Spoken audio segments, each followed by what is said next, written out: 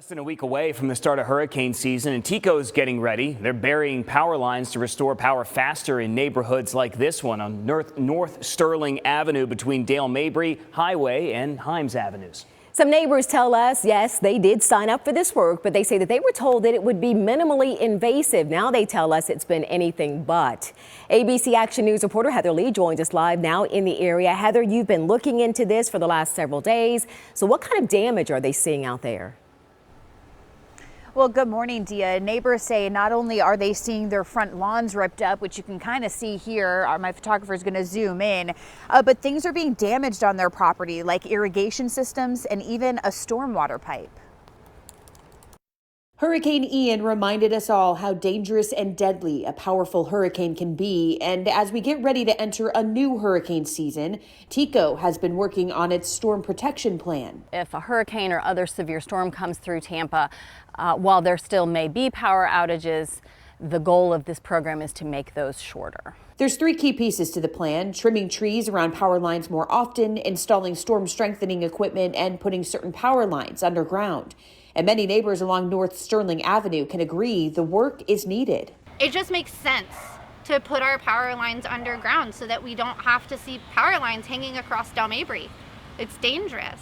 But Stephanie Cooley wonders where the transparency is. She says back in October, TECO went door to door explaining the project and asking neighbors to sign a form, allowing them to begin work.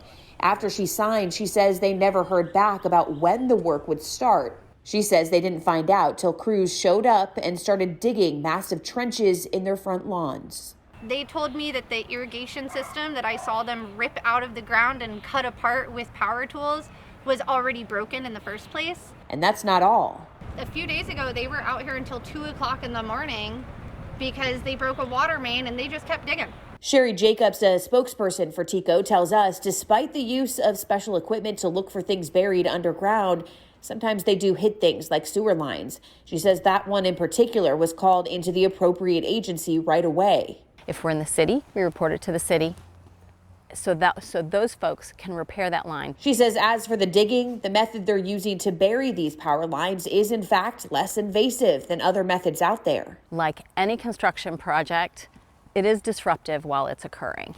And rest assured, Tampa Electric will be back. We will restore any damaged property. Cooley spent a weekend buying the supplies and repairing her own irrigation system. After we reached out to TECO, officials told her they would reimburse her for those expenses, plus resod her front lawn.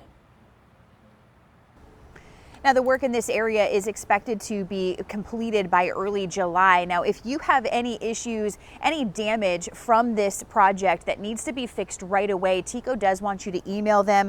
That email is stormprotectionplan@tecoenergy.com. And they tell me once you email them and reach out, they will send somebody out to check out the concern and fix it if need be. For now, we're live. Heather Lee, ABC Action News.